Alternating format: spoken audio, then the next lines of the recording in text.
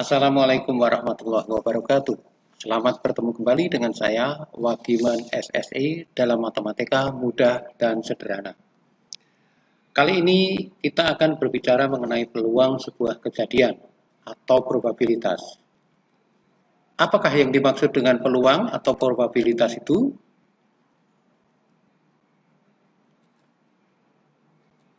Ya, peluang itu bahasa Indonesia, probabilitas itu bahasa asing.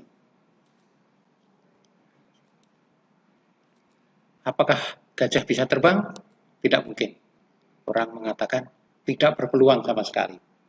Atau kita sebut saja peluangnya 0. Apakah ikan itu bisa berenang? Pasti bisa. Jadi orang mengatakan pasti peluangnya 1. Apakah mongoose bisa menang lawan kobra? Kalau bertempur, ya. Menurut pengalaman yang sudah, mongoose bisa kalah, tapi bisa juga menang. Artinya kemungkinan itu tidak bisa diprediksi 0 apakah 1.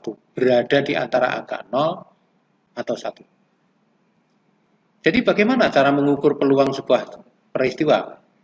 Kalau bukan mustahil dan bukan pasti, berada di antara keduanya.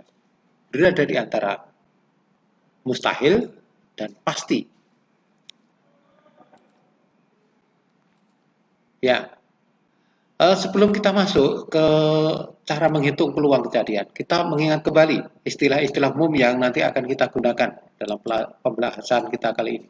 Percobaan atau eksperimen itu adalah suatu kegiatan atau peristiwa yang dapat memberikan beberapa kemungkinan hasil yang berbeda.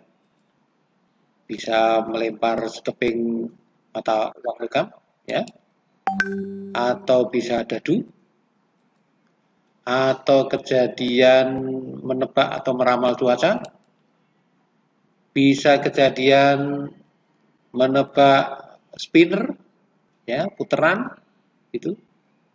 Apa yang dimaksud dengan ruang sampel? Ruang sampel adalah semua hasil yang mungkin diperoleh dari suatu percobaan. Kalau percobaannya itu berupa melempar koin, berarti kemungkinan kejadiannya adalah angka gambar.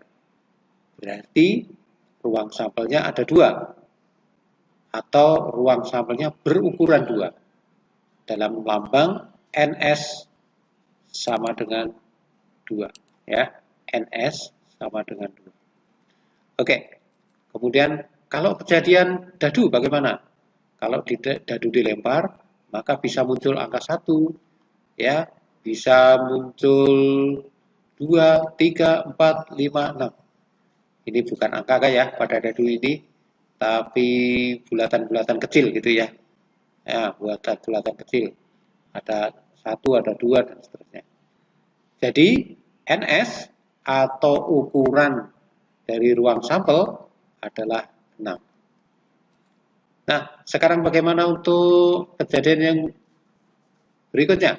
Kalau misalnya dari kartu bridge, ya, kartu bridge. Kartu bridge itu totalnya ada 52 kartu, ya. Sehingga NS atau ukuran ruang sampel itu adalah 52, ya. Bagi yang pernah bermain dengan kartu bridge, tentu saja joker itu tidak dihitung, ya. Seperti itu. Peluang sama dengan banyaknya kejadian yang terjadi dibagi dengan banyak kemungkinan yang dapat terjadi. Ya, yang di atas banyaknya kejadian yang terjadi itu adalah bagian dari ruang sampel. Kalau yang bawah ruang sampel itu seluruh kejadian yang mungkin terjadi. Inilah yang disebut ruang sampel, ukuran ruang sampel. Baik, kita beri contoh. Berapa peluang muncul gambar pada pelemparan koin? Kita tahu koin itu bisa terdapat 2 kemungkinan, yaitu gambar atau angka. Berarti NS-nya itu ada 2. Ukuran ruang sampelnya itu ada 2. Kalau misalnya ditanyakan berapa peluang muncul gambar, ya gambar itu ada satu di antara dua kemungkinan yang ada. Karena kemungkinannya adalah gambar atau angka, sedangkan gambarnya itu hanya satu, berarti peluangnya adalah 1/2. Contoh berikutnya, berapakah peluang muncul angka lebih dari 2 pada pelemparan sebuah dadu? Kita lambangkan kejadian itu dengan A. Karena biasa kita menuliskan kejadian itu dilambangkan dengan huruf-huruf kapital begini. Bisa A, B, C, dan seterusnya. Pada sebuah dadu yang dilambungkan atau dilempar, maka kemungkinan yang bisa terjadi terdapat 6 kemungkinan.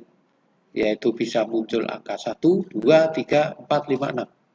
Angka-angka itu diwakili dengan butiran-butiran seperti ini ya. Kalau Anda pernah bermain monopoli atau ular tangga, ini akan pasti Anda kenali seperti ini.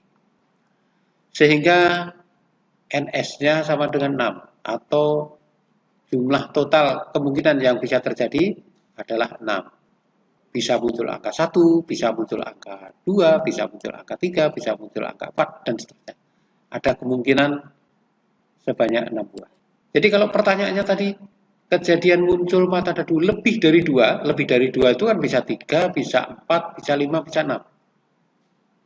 Itu karena total kejadiannya ada 4, kemudian ruang sampelnya tadi diketahui adalah 6, maka peluangnya adalah 4/6. Kalau diringkas, jadi 2/3, masing-masing dibagi dengan 2. Baik, sekarang kita lihat contoh berikutnya, contoh ketiga. Berapa peluang muncul kartu berwajah pada penarikan kartu bridge? Oke, kejadiannya kita beri lambang B. Nah, Anda bisa memberi lambang apapun menggunakan huruf abjad.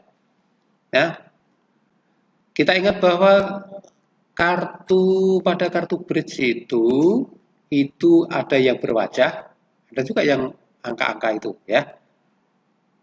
Yang angka yang kecil itu angka 2, angka 3, 4, 5, 6 sampai 10. Kemudian ada yang wajah, kemudian ada yang pakai huruf A atau as gitu. Kalau as itu kita anggap sebagai kartu yang bernomor 1 misalnya ya, maka yang berwajah itu ini. Ada Jack, ada Queen, ada King. Ya. Kartu berwajah itu bisa Jack itu ada 4 buah. Ya. Ada 4 buah. Kemudian Queen juga ada 4 buah, King ada 4 buah. Masing-masing itu bisa ini, apa ini? Ini kalau di Indonesia yang namanya sekopong atau sekop begitu ya. Sekop. Kemudian ada hati atau jantung gitu. Kemudian ada berlian. Kalau di Indonesia itu macam-macam. Ada yang mengatakan wajik, ada yang mengatakan tegel gitu. Kemudian ini cengkeh atau ada yang mengatakan keriting gitu. Jadi masing-masing baik Jack itu ada 4 buah seperti ini kombinasinya. Queen juga begitu. Ada 4 buah. King juga ada 4 buah. Sehingga totalnya ada 12 buah. Nah, padahal jumlah seluruh kartu berapa? Jumlah seluruh kartu yang ada itu 52. Sehingga karena ukuran ruang sampelnya NS adalah 52, kemudian kejadiannya adalah 12. Berapakah peluangnya? Peluang yang terjadi di mana kejadiannya yang dihitung peluangnya itu muncul kartu berwajah ya, berwajah tadi ada 12 dibagi dengan 52. Oke, komplement sebuah kejadian. Apa yang dimaksud komplement sebuah kejadian?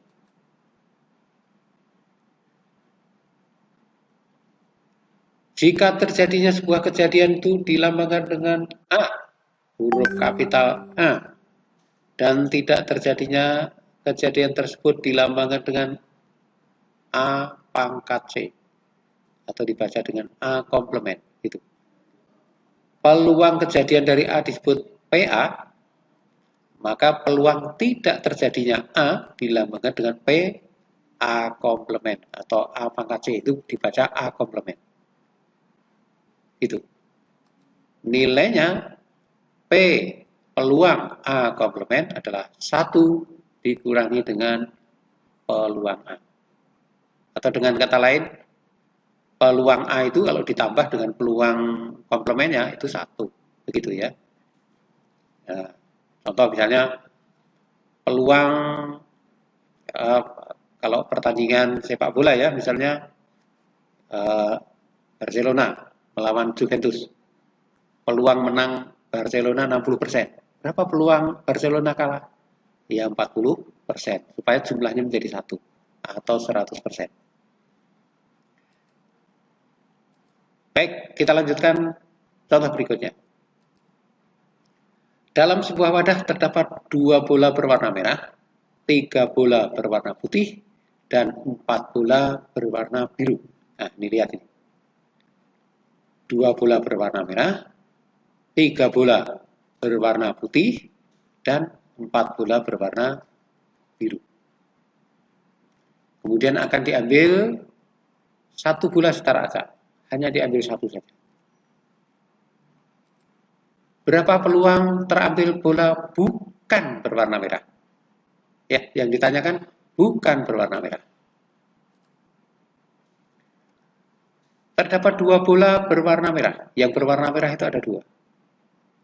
Atau N, M, ya, jumlah dari M itu merah, itu ada 2.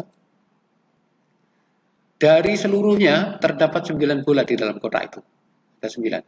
NS adalah 9. Jadi peluang terambil bola yang berwarna merah adalah PM 2/9. Nah, berarti peluang terambil bola berwarna bukan merah. Karena tadi yang 2/9 itu kan menghitung peluang dari yang terambil berwarna merah. Bagaimana kalau yang bukan berwarna merah? Peluang M komplement adalah 1 dikurangi 2/9. Jadi sama dengan 7/9. Oke, sampai jumpa pada pembahasan berikutnya, yaitu peluang kejadian majemuk. Terima kasih. Wassalamualaikum warahmatullahi wabarakatuh.